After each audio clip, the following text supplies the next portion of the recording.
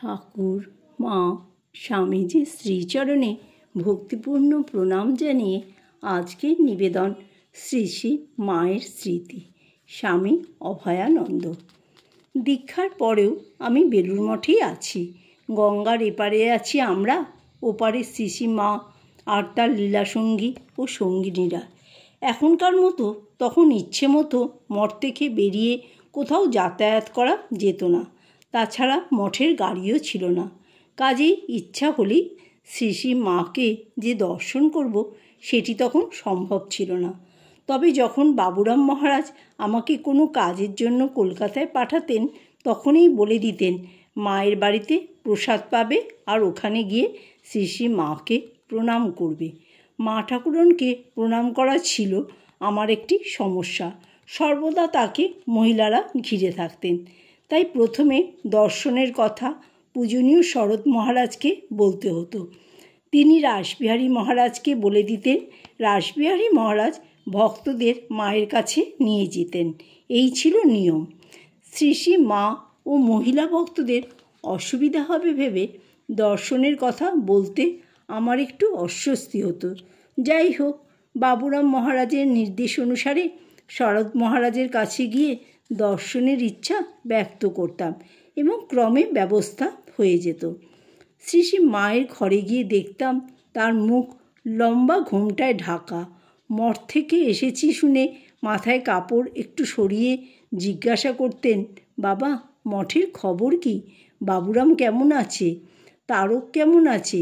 পরে খুঁটিয়ে খুঁটিয়ে মঠের প্রত্যেকের কুশল সমাচার নিতেন। ভৃত্যদেরও মাকে সব বলতে হতো। কিন্তু এইরকম দর্শন ঘটত বিশেষ কোনো কাজের উপলক্ষে, এবং সেরকম উপলক্ষ ক্বচিৎ কদাচিৎ পাওয়া যেত।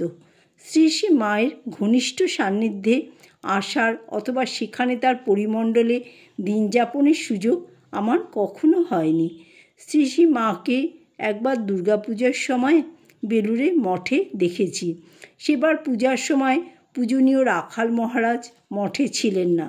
মহাপুরুষ মহারাজ এবং তুরীয়ানন্দ স্বামীও ছিলেন না। উৎসব আয়োজনের সব কিছুর মূলে ছিল বাবুরাম মহারাজের প্রেরণা। তিনি প্রধান উদ্যোক্তা, আর পূজার যাবতীয় ব্যয়ভার বহন করেন জনৈক ভক্ত।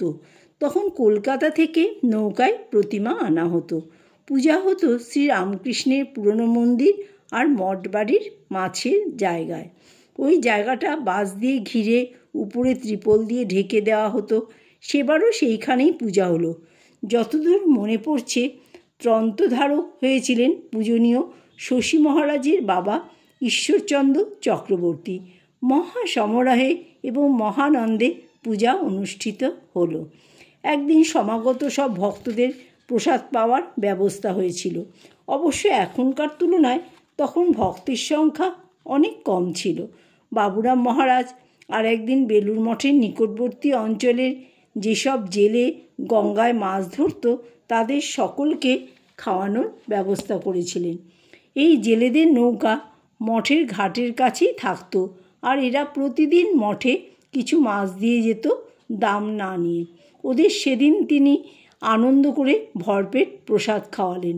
গরিব এই মানুষগুলিকে শ্রী শ্রী ঠাকুরের প্রসাদ খাইয়ে তিনি পরম তৃপ্তি লাভ করতেন।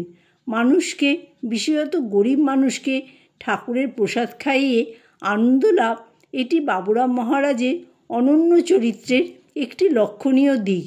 ভক্ত যারা মঠে আসতেন তাদের যত্ন আপ্যায়নের প্রতি তার বিশেষ নজর থাকত। তিনি বলতেন, দেখো, ওরা শ্রী শ্রী ঠাকুরের কাছে আসছে, তোর বা আমার কাছে নয়।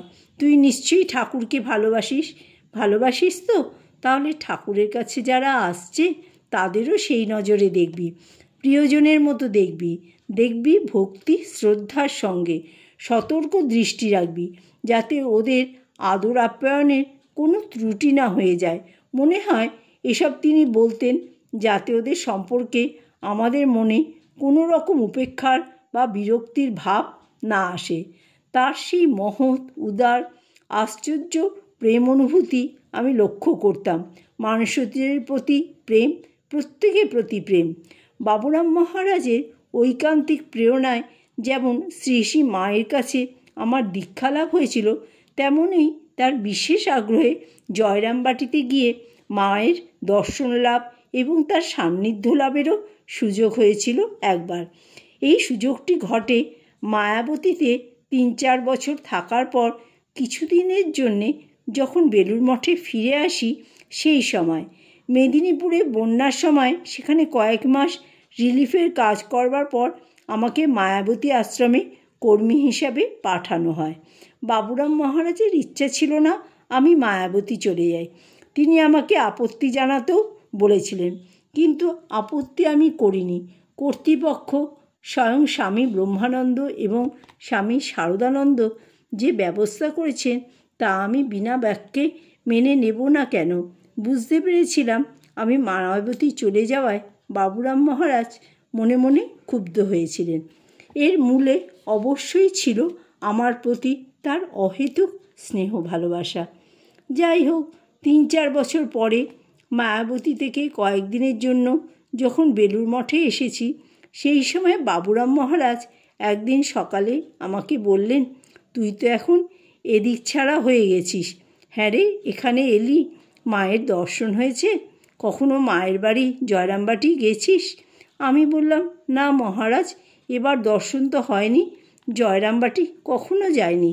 এমনিতেই জয়রামবাটি সম্পর্কে আমার একটা ভীতি ছিল। জয়রামবাটি মশা আর ম্যালেরিয়ার আবাসভূমি বলে শুনে এসেছি। এরকম জায়গায় নিজে থেকে কখনো আমার যাওয়ার ইচ্ছে হয়নি। তীর্থযাত্রী যে ভক্তি শ্রদ্ধা নিয়ে তীর্থস্থানে যায়, সেই ভাবনা নিয়ে জয়রামবাটি যাওয়ার চিন্তা আমার মনে কখনো আসেনি। বাবুরাম মহারাজ বললেন, এবার মায়াবতী ফেরবার আগে জয়রামবাটি ঘুরে আয় না কেন? কিন্তু আমি যে যাবার জন্য তো কিছু টাকা পয়সা চাই।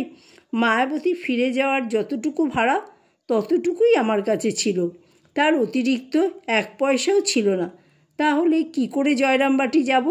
তাকে সেই কথা জানালে তিনি বললেন, টাকার জন্য তোকে ভাবতে হবে না, সে ব্যবস্থা হয়ে যাবে।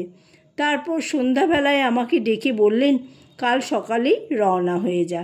শ্রীরামপুর থেকে এক ভদ্রলোক ও এক ভদ্রমহিলা দীক্ষা নেবার জন্য জয়রামবাটি যাচ্ছেন। তারা হাওড়া স্টেশনে তোর জন্য অপেক্ষা করবেন। তাদের সঙ্গে যাবি তুই। যাওয়ার সময় সব কিছু সুষ্ঠুভাবেই হলো। ওই ভদ্রলোক ও ভদ্রমহিলার বাসন্তী পূজার সপ্তমীর দিন দীক্ষার কথা। আমরা পৌঁছালাম আগের দিন। ওরাই সব খরচপত্র বহন করলেন, টিকিট কেনা এবং অন্যান্য সব কিছুই। জয় ঠাকুর, জয় মা, জয় স্বামীজি।